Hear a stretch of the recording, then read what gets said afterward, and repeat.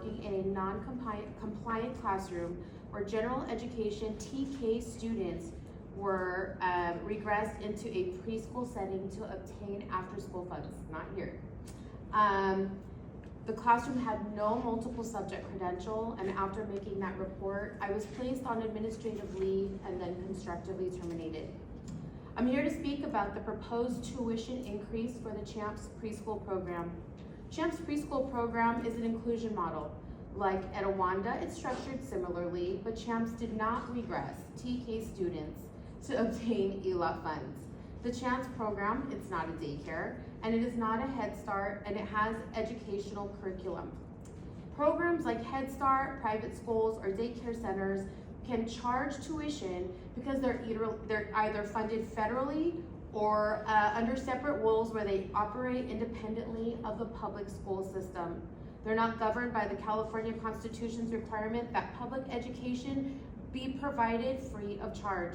They also don't receive LCFF allocations, special education funds under IDEA, and state funding like ELA, which is the after-school program.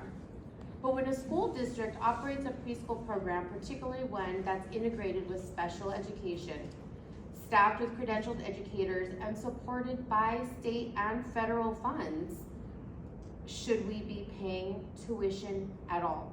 So I know that you guys are attempting to increase that tuition, but my question is if we are being funded by state and federal funds, should we be paying at all? We also have, through the IEPs, we're also billing Medi-Cal.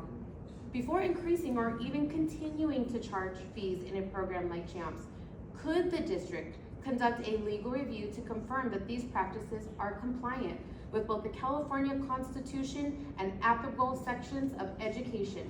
Families should not be expected to subsidize a program that the state is already paying to operate. I've been researching other cities and reviewing other inclusion programs and that are compliant, and I plan to return back and share what I've learned, and hopefully you guys will be receptive in hearing that from me. Other districts have figured out how to follow the law while keeping programs free for general education students. That model should be a baseline here too. And these programs, special education and general education funds, they must be kept separate. I reviewed the LCAP and I had a hard time seeing the clear separation of the special education funds and the general education funds.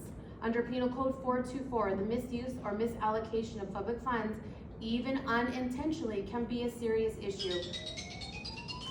Thank you for your time. Antoinette, thank you again for being here tonight. Thank you.